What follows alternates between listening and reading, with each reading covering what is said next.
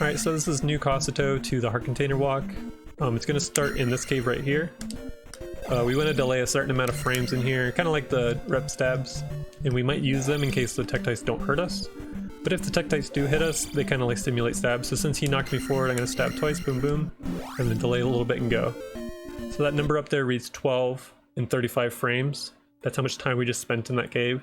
We're looking for that number to say 12.30 to 13.10. So you got 40 frames to work with. So I'm going to pause as soon as I get to this tile that I just stopped on. Even though the encounters haven't occurred yet, we want to pause early because if this is a fast spawn that occurs, we're just not going to be ready to slink it. So that was a fast spawn, and it's also a back spawn. So this is actually what you want to see, right? Because you just go down. And you see they fucked off, right? And that's because of the delay we did in the tektite cave. That's really important because half the time these encounters will just follow you to the heart and you'll get a heart skip, which is even worse. So this one we're going to have to slink. This one's going to home in and then it's going to fuck off. But we're looking for this encounter below us to be just past halfway the next forest tile. Okay, so it's actually going right. In this case, we're going to let it go just halfway past the forest tile to its right.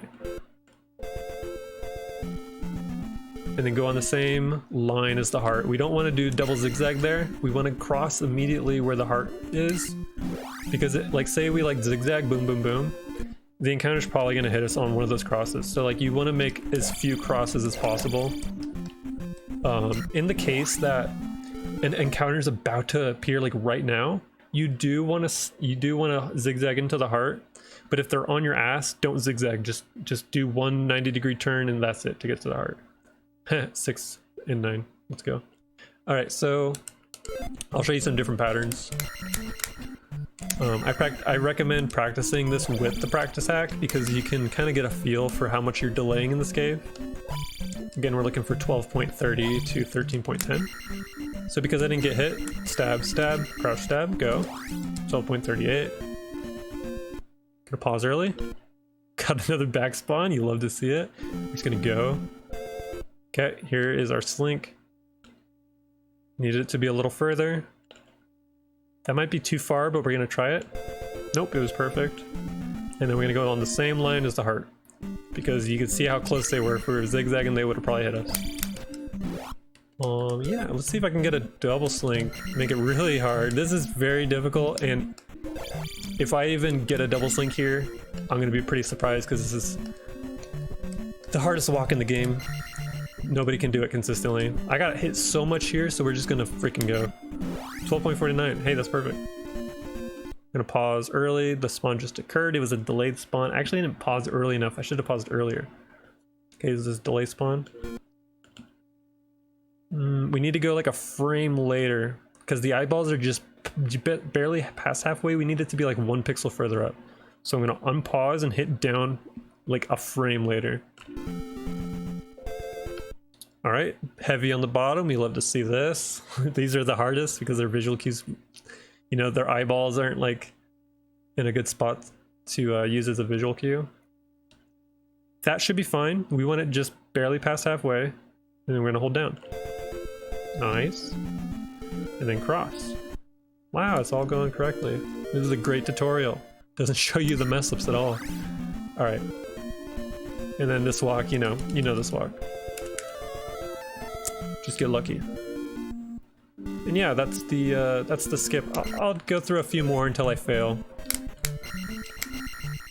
You can obviously cut this video off at any point now, but I just want to fail at least once to maybe show like a backup.